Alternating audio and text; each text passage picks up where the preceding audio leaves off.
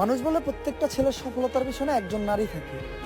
যদি আমি কোনোদিন সফল হতে পারি, ওই দিন আমিও বলবো যে আমার সফলতার পিছনে একজন নারী ছিল, আর যেটা হলো আমার মা। কন্টেন্ট বানানোতে বেস্ট। ছাপড়ি কন্টেন্টের হাই এভরিওয়ান, আমি স্মৃতি তোমাদের জন্য নিয়ে এসেছি এই কয়েকদিনের ভাইরাল ইস্যু। সেটা হচ্ছে অপু ভাই নাকি ল্যাম্বরগিনি কিনেছে। সো অনেকেই অনেক কথা বলছিল জিনিসটা নিয়ে, যে অপু ভাই একটা টিকটকার, সে কীভাবে ল্যাম্বরগিনি কিনলো, দুবাইতে থাকে, তার গার্লফ্রেন্ড, মানে সব কিছু এত, মানে এই জিনিসটা অ্যাকচুয়ালি সবার মাথার মধ্যে ঘুরছে যে অপু ভাই ল্যাম্বরগিনি কিনেছে, মানে 2,72,00,000 টাকা দিয়ে কিভাবে সম্ভব? তাহলে এত এত মানুষ, আমরা সবাই পড়াশোনা করছি, কিসের জন্য করছি? টিকটক করলেও তো পারতাম তাদের মতো। সো এমন এমন কোশ্চেন অনেক অনেক দেখছি সোশ্যাল মিডিয়াতে। তো আজকে রিয়্যাক্ট করব এই ভিডিওটাতে যে আসলে কি হয়েছে। আজকে রিয়্যাক্ট করব স্টার গল্পের একটা ভিডিও থেকে। তো চলো দেখি। তেমন কিছু না গাইস, মুটু কিডনি বেচে ল্যাম্বরগিনি নিলাম, এই আর কি ঘটনা। ইস, পড়ালেখা কইরা কি করলাম, সস্তা টিকটক বানাইতাম, পুরা কোটিপতি হয়ে যাইতাম। অপু ভাইয়ের 2 কোটি টাকা দিয়ে ল্যাম্বরগিনি কিনার ভিডিও দেখে সোশ্যাল মিডিয়াতে তো খালি আফসোস আর আফসোস। তার যারা ভক্তগণ আছে তারা তো খুব প্রশংসা করছে, তাকে আইডল মেনে একদম অন্য লেভেলে নিয়ে গেছে। বাট বাকি যারা আছে আমজনতারা, তারা আবার আফসোসের ঠেলা একদম লুটাপুটি খাচ্ছে। কেউ কেউ তো ভাবতেছে পড়াশোনা ছাইড়াই দিব নাকি। ইনফ্যাক্ট কেউ কেউ তার বন্ধু বান্ধবদের দোষ দিয়ে বলছে, বন্ধুদের হাসাহাসি দেখে কেন যে টিকটক করা বন্ধ করলাম। উফ, ইভেন অনেকে তো এখন চুলে সোনালী রং করতে দৌড় দিছে সেলুনে। ভাই এখানে একটা কথা বলি, যে অপু ভাই বা এমন টাইপের যে টিকটকারগুলো আছে, চুলে তাদের সোনালী কালার থাকবে, যে দৌড় দেওয়ার কথাটা বললো না। আমি মেবি সাজ্জাদ ইরফান একজন অভিনেতা আছে, সো সে বলেছিল আমি এখনই যাচ্ছি, আমি গিয়ে আমার চুলটা এই সোনালী কালার করব, টিকটক ইনস্টল করব, আমি টিকটক করব। তো আমিও তখন অপু ভাইয়ের মতো ল্যাম্বরগিনি কিনে ফেলবো। তো এটা দেখে আমার কথাটা মনে পড়লো। আচ্ছা, অনেকের থিঙ্কিং এমন হয়ে গেছে এখন, জানা কথা সবারই আফসোস হচ্ছে। সরি, ওকে, বাকিটুকু দেখি। শুনেন, একটা কথা বলি, আপনার আফসোস করাও লাগবে না, পড়াশোনা ছাড়াও লাগবে না। দুবাইতে যান, আপনিও পারবেন এমন ল্যাম্বরগিনির সাথে ভিডিও করতে। দুবাইতে এমন অনেক এজেন্সি আছে যারা সেটাই। লাক্সারি গাড়ি, luxury apartment, yacht, I know it. Even jet, এগুলোর সাথেও আপনাকে ছবি এবং ভিডিও তুলতে দিবে। জাস্ট ভাড়ার টাকা দিতে হবে 1,000 থেকে 2,000 দিরাম, মানে 30 থেকে 60,000 টাকা দিলে আপনি নিজেও ল্যাম্বরগিনি একদিনের জন্য ভাড়াও নিতে Yeah, I পারবেন। know. যাই হোক, যদিও আমার জানা নাই অপু ভাই আসলেই কিনেছে নাকি ভাড়া করেছে, সো সেই ব্যাপারে আর না বলি, কিন্তু ধরলাম সে সত্যিকারই নিজের টাকা দিয়ে ল্যাম্বরগিনি কে কিনেছে। নেয় আসলে? তো তাই বলি কি এখন আপনি পড়াশোনা ছেড়ে দিয়ে এরকম টিকটক করা শুরু করবেন? মানে আপনি কি পারবেন অপু ভাইয়ের মতো এই লেভেলে যাইতে? দেখেন, আপনারা একটা জিনিস মানতে হবে, অপু ভাইয়ের সঙ্গে না অনেকেই শুরু করেছিল টিকটক, কিন্তু সবাই কি পারছে দুবাইতে যে কোটি টাকা গাড়ি কিনতে? সে বেস্ট, তাই পারছে। কিসে বেস্ট? ছাপড়ি কন্টেন্ট বানানোতে বেস্ট। ছাপড়ি কন্টেন্টের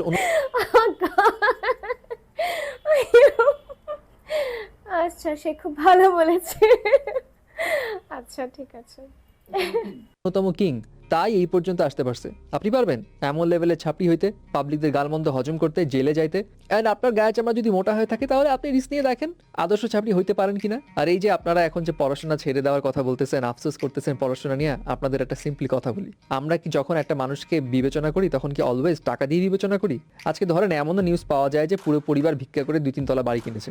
এখন আমরা কি তাহলে ভিক্ষা করতে নেমে যাব, নাকি তাকে ওরকম লেভেলের সম্মানটা দিব? আমরা সবাই জানি বেঁচে থাকার জন্য কিংবা পেট চালানোর জন্য টাকা দরকার, এই বিকল্প কিছু নাই। কিন্তু একটা শিক্ষিত মানুষকে আপনি রাস্তায় দেখলে যেভাবে সম্মান করবেন, চেয়ার ছেড়ে দিয়ে আমরা যেভাবে দাঁড়াই, অপু ভাইয়ের জন্য কি কখনো এমন হয়েছে? বরং অপু ভাই প্রচুর নেগেটিভিটি ফেস করেছে, যে নেগেটিভিটিগুলো নিয়ে আমরা অনেকেই হাসাহাসি করি। সো এখন আপনি যদি চান যে আপনি হাসির পাত্র হবেন, মানুষ আপনাকে নেগেটিভিটি ছড়াবে, তাহলে কি আপনার মনে হয় যে আপনি ওই লেভেলে টাকা কামিয়ে শান্তিতে থাকতে পারবেন? এখন আপনার কাছে যদি মনে হয় সেলফ রেসপেক্টের থেকে আপনার টাকা পয়সা আর্ন করাটাই বেশি, তাহলে আপনি চাইলে করতেও পারেন। বাট একটা বিষয় মনে রাখেন, সোশ্যাল মিডিয়ার মাধ্যমে ফেম যেটা আসে সেটা কিন্তু কোনো গ্যারান্টি নেই। আজকে আছে কালকে নেই, মানুষ আপনাকে ভুলে যেতে পারে। বাট পড়াশোনার ফলে আপনি যে স্কিলটা পাবেন, আপনি যদি স্মার্ট হয়ে থাকেন, সেই স্কিল দিয়ে আপনি অনেক কিছুই করে ফেলতে পারবেন। যাই হোক, অপু ভাইয়ের বিষয়টা নিয়ে হাসাহাসি করার থেকেও আরেকটা বিষয় কিন্তু ফোকাস হওয়া উচিত। সেটা হচ্ছে আপনি যেই সেক্টরে যান না কেন, বেস্ট হন। ছাপড়ি হইলেও বেস্ট হন, পড়াশোনা যদি করেন সেখানেও নিজের এফোর্টটা দেন, বেস্ট হন। একটা তাহলে কথা বলি, যে এখানে সে যে কথাটা বলেছে যে আপনি যে সেক্টরে কাজ করেন না কেন সেটাতে বেস্ট হন। মানে এমন একটা জিনিস আমি অনেক আগে শুনেছিলাম যে বিষয়টা এমন ছিল, উম, তুমি যে সেক্টরে কাজ করবা না কেন, সেটা যেটাই হোক না কেন, ট্রাই করবা যে মিডিয়াম না থাকতে ট্রাই করবা। হয় আমি খুব বেস্ট থাকবো, না হলে আমি একদম থাকবো না। বিষয়টা হচ্ছে এমন। তো অপু ভাই বা আদার্স যারা এমন টিকটকার আছে, তো ওরা এই প্ল্যাটফর্মে বা এই সব কন্টেন্ট ক্রিয়েশনে ওরা টপে ছিল ওদের কন্টেন্ট নিয়ে। যে টাইপের কন্টেন্ট ওরা ক্রিয়েট করেছে বা হয়েছে, যেটা হয়তো বা আপনি আমি পছন্দ না করলেও একটা সার্কেল হয়তো বা তাদের আছে যারা এগুলো পছন্দ করে বা দেখে বা ফানির ছলেও দেখে।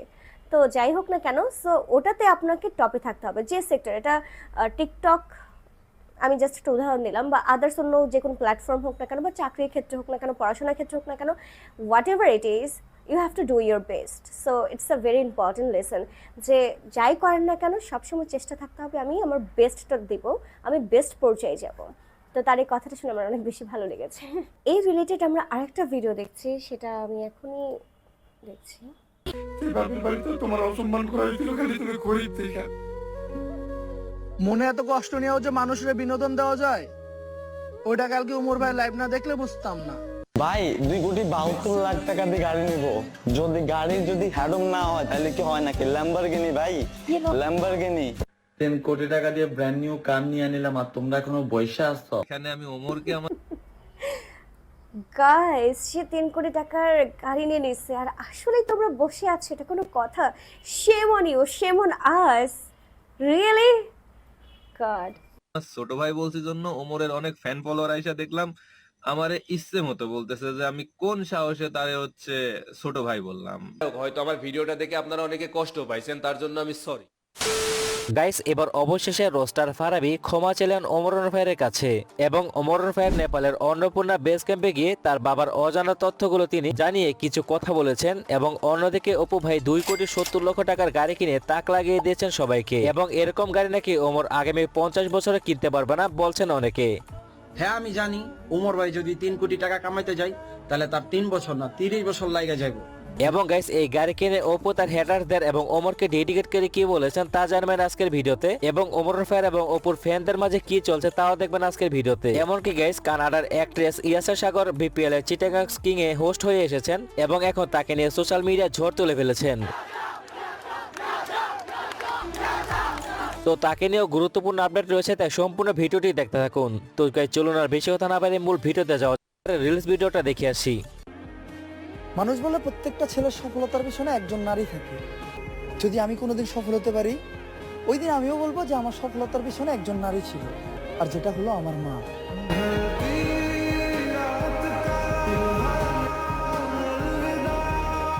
গাইস, ওমর ফায়ার সম্প্রতি নেপাল এবিসি টিকিং এ গিয়েছেন এবং সেখানে গিয়ে তার মা এবং নানিকে তিনি আই লাভ ইউ বলার জন্য নাকি সেখানে গিয়েছিল। মানে জাস্ট এই একটি কথা বলার জন্য তিনি এই নেপাল এবিসি টিকিং এ গিয়েছিল। এবং সে ভিডিওতে ওমর জানায় তার বাবা এবং তার জীবনের অজানা অনেক তথ্যগুলো, আর যে কথাগুলো খুবই হৃদয় বিদারক। আম্মা একদিন আমি একটা হ্যারিয়ার কিনবো, আমি ওই হ্যারিয়ার কইরা তোমার হ্যারিয়ার চড়াই রয়ে যাবো আমার ওই বাপের বাড়িতে। তুই বাপের বাড়িতে তোমার অসম্মান করা হয়েছিল খালি তুমি গরিব থেকে। ওমর প্রমাণ করে দিয়েছেন হাজারো কষ্ট বুকে চাপা রেখে সবার সামনে হাসি খুশি থাকা ছেলেটাই তার ভক্তদের মাতিয়ে রেখেছিল। আর ওমরের এই ক্ষোভটা কাজে লাগিয়ে সোশ্যাল মিডিয়ায় ক্যারিয়ার করেছেন তিনি, যার ফলে তার আশাটা আরো লাঘব হয়েছে। তো চলুন তার সেই ভিডিওটা দেখে আসি। আমার উদ্দেশ্য ছিল একটাই, এই জায়গায় দাঁড়ায় আমি আমার আম্মুর আই লাভ ইউ করবো, আমার নানির আই লাভ ইউ করবো। আজকে আমি এই জায়গায় I love you, আম্মু। I love you, নানি। কোনো সময় তোমাকে ভালো সন্তান হতে পারি নাই। আম্মা, একদিন আমি একটা হ্যারিয়ার কিনবো, আমি ওই হ্যারিয়ার কইরা তোমার হ্যারিয়ার চড়াই রয়ে যাবো আমার ওই বাপের বাড়িতে। যে বাপের বাড়িতে তোমার অসম্মান করা হয়েছিল খালি তুমি গরিব থেকে। আমি লয়ে যাবো তোমাকে তোমার ওই খাবার বাসায়, যে খালা তার ঘর থেকে তোমার বাড়ি করে দিয়েছিল, খালি তোমার কোনো বাড়ি নাই থেকে ঘর নাই থেকে। আমি আমার মা লেগে সব করবো, আমি তোমার লেগে সব করবো। হ্যাঁ গাইস, একটি ভিডিওতে জানা গিয়েছিল ওমরের ভাইয়ের বাবা নাকি একজন সৌদি প্রবাসী এবং ওমরের আম্মু নাকি গরিব বলে তার আম্মুকে অত্যাচার করে তাড়িয়ে দেয় তার বাবা, এবং তখন থেকে ওমর তার নানির বাসায় বড় হয়। তার নানি খুব কষ্টে যত্নে লালন পালন করছেন তাকে, আর সেখান থেকে জেদ করেছেন ওমর, যেটা এই এবিসি টেকিং এ এসে তার নানি এবং তার আম্মুকে আই লাভ ইউ বলবে। আর অবশেষে সেই আশাটা পূরণ হলো। তো গাইস, এই বিষয়ে তাকে নিয়ে তার ফ্যান্সরা কিছু কথা বলেছেন, চলুন সেগুলো দেখে আসি। উমর ভাইরে দেখলাম তার মায়ের প্রতি ভালোবাসা প্রকাশ করে কান্না করতেছে। আসলে উমর ভাইরে সবসময় দেখছি ফানি ভিডিওর মাধ্যমে আমাদেরকে হাসাইতে, এই প্রথম দেখলাম তারে কান্না করতে তার মায়ের জন্য। এইটা দেখার পরে তার প্রতি ভালোবাসা আরো বাইরে গেছে আমাদের। মনে এত কষ্ট নিয়েও যে মানুষের বিনোদন দেওয়া যায়, ওইটা কালকে উমর ভাই লাইভ না দেখলে বুঝতাম না। আর মহান আল্লাহ তাআলার কাছে মন থেকে দোয়া করি উমর ভাইয়ের মতো সন্তান যাতে প্রতিটা মাই পায়। আর উমর ভাই, আপনার জন্য মন থেকে দোয়া করি আপনি যাতে আপনার আম্মুর সব স্বপ্নগুলোই পূরণ করতে পারেন। লাভ ইউ উমর ভাই। একটা কথা বলি, মা একটা ইমোশন,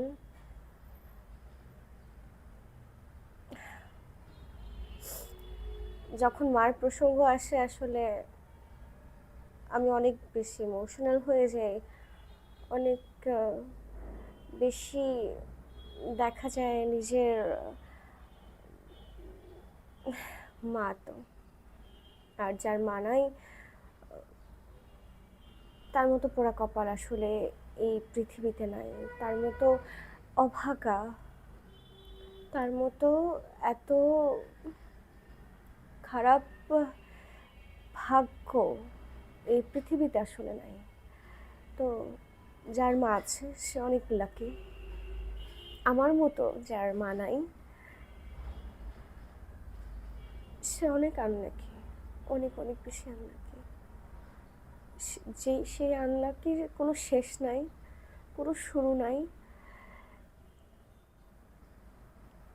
আই লাভ ইউ মা। আই ডোন্ট নো আমার মা আমাকে শুনছে কিনা। ওকে, আমি নর্মালি ভিডিও, মা রিলেটেড ভিডিও আমি করি না, বা আমি নিজেকে কন্ট্রোলে রাখতে পারি না, আমার অবস্থা খারাপ হয়ে যায়, তো আই সরি।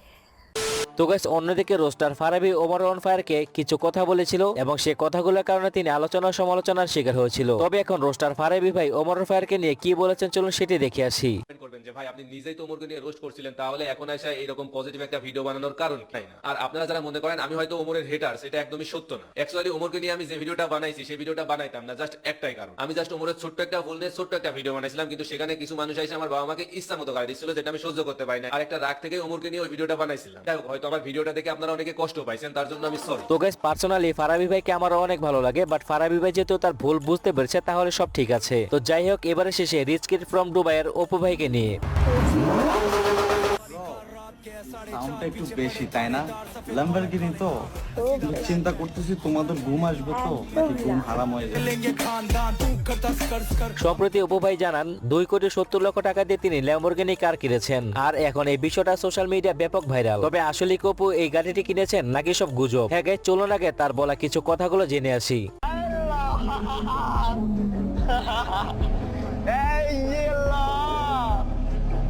কি ভাই মজা আছে? মজা তো আসবে ভাই, মজা তো আসবে। 2,72,00,000 টাকা দিয়ে গাড়ি নিব, যদি গাড়ির যদি হ্যাডম না হয় তাহলে কি হয় নাকি? ল্যাম্বরগিনি ভাই, ল্যাম্বরগিনি ভাই, ইয়ে ল্যাম্বরগিনি। কিছুদিন আগে আমি একটা ভিডিওতে বলছিলাম যে 2025 আমি আপনাদেরকে নতুন কিছু দেখাবো, কিন্তু আপনারা আমার এই কথাটা তুচ্ছ করে ডাস্টবিনে ফেলে দিয়েছেন, যেটাতে আমি অনেক কষ্ট পাইছি। কোনো প্রবলেম নাই, আপনারা আমার ভাই। 14 সাল নিয়ে পড়ে আসো, ওই সময় আমি সেলুনে কাজ করছি, তোমরা শুধু আমাকে একটাই খোটা দিতে চাও, ভাই তুমি সেলুনে কাজ করছো, তুমি নাপিত। আজকে তোমাদেরকে আমি আরো একটা গোপন তথ্য বলে দিই, আমি শুধু সেলুনে কাজ করি নাই, কাঠমিস্ত্রির কাজ করছি, রঙের কাজ করছি, মোবাইল দোকানের কাজ করছি, সেলুন দোকানেও কাজ করছি, ইলেকট্রিক দোকানেও কাজ করছি। অনেক কিছু করে আমি আজকে এই পর্যায়ে এসে দাঁড়াইছি। চুরি করি নাই, কারো হক মেরে খাই নাই, নিজের টাকায় নিজের শক্তি দিয়ে যতটুকু পারছি নিজে ট্রাই করছি। সিঙ্গারার জন্য মানুষের পিছনে দৌড়াই নাই, নিজে কিছু করার ট্রাই করছি। গাইস সবচেয়ে মজার বিষয় হচ্ছে অনেকে কমেন্টে বলেছিল ওমরের নাকি আগামী 50 বছর পারবে না এরকম একটি গাড়ি কিনতে। এছাড়া আরো অনেক কিছু বলেছে। তো এই বিষয়ে ওমর ফায়ার আর্মিরা কি বলেছে চলুন তা দেখে আসি। নাফিতে নাকি ল্যাম্বরগিনি লইছে, সে কিনা লাইভে যাই কক গিভ মি ওয়ান রোজ হেজ নাকি 1 মিলিয়ন দেরাম দিকি ল্যাম্বরগিনি লইব। মানি করস তো অনলাইনে একটা বিকে আর টিকটকে সাব আমার হাতে কি ল্যাম্বরগিনি লইছে। শালার ফকিন্নির ফুল অগলতে মন চায়। ইতিহাস যদি মুছে না যায় তবে মনে রেখো কেউ একজন গাবি পালন করত। ভাই শুরুতে তোমার অনেক বড় ফ্যান ছিলাম, তোমার নিয়ে অনেক ভিডিও আমিও বানাইছিলাম। মাঝখান দেওয়া হয় আমি একটু ভুল বুঝছি, কিন্তু ভাই এই ভিডিওটা দেখার পর আমিও আবার আপনার অনেক বড় ফ্যান হয়ে গেছি। টুকু ভাই যখন অনলাইনে আসছে তখন তোদের আব্বা অনলাইন কি ওইটাও জানতো না। ভালো করে সার্চ দিয়া দেখিস ওপি ইউ এই নাম দিয়ে all time cafe for you.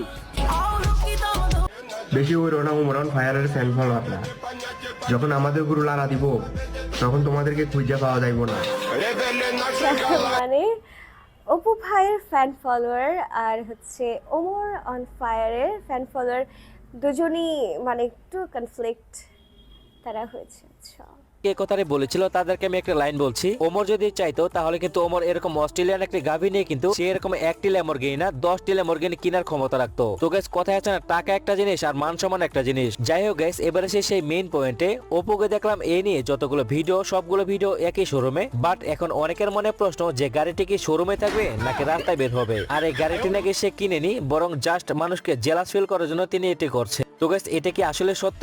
আপনাদের কাছে কি মনে হচ্ছে জলদি কমেন্ট বক্সে জানান। আচ্ছা সো অপু ভাই গাড়ি কিনেছে জেলাস করানোর জন্য। আই থিঙ্ক আমার মনে হয় না যে সে গাড়ি কিনেছে কারণ জেলাস করানোর জন্য সে এটা সবাইকে বলেছে বা একটু লাইমলাইটে আসার জন্য সে হয়তো এগুলো বলছে। আমার একদমই বিলিভ হয় না। আর যদিও হয়ে থাকে আমার আর কিছু বলার নাই যে অপু ভাই টিকটকার, সে এভাবে গাড়ি কিনে ফেললো আর বাকি মানুষ কি করছে। সো হোয়াট এভার, জিনিসটা হচ্ছে এমন আপনি যে কাজটা করেন না কেন তার টপে থাকতে হবে। It can be TikTok, it can be what ever, but যাই হোক। সো এটা নিয়ে আসলে বলার কিছু নাই। আর ওমর অন ফায়ার তার ভিডিওটা আমি মাঝে মাঝে রিয়াক্ট করি, তো আমি তার এই পার্সোনালিটি বা এই দিকটা হয়তো বা আমি জানতাম না। তো যখন তার এই ইমোশনাল ভিডিওগুলো আমি একটু আগেই দেখলাম আমার অনেক বেশি খারাপ লেগেছে। আমি অনেক ইমোশনাল নিজেই হয়ে গিয়েছিলাম। তো তার ভিডিওগুলো আমার পার্সোনালি ভালো লাগে। আচ্ছা তো ডিয়ার ভিউয়ার্স, অপু ভাই তো গাড়ি কিনে ফেলেছে, আপনি কি করলেন? আপনার কি মনে হয় অপু ভাই কি আসলেই গাড়ি কিনেছে? আপনার মূল্যবান মন্তব্যটি অবশ্যই কমেন্টস করে জানাবেন আর ভিডিওটি শেয়ার করতে একদমই ভুলবেন না। আমি স্মৃতি বিদায় নিচ্ছি, এখন দেখা হবে নেক্সট কোনো ভিডিওতে।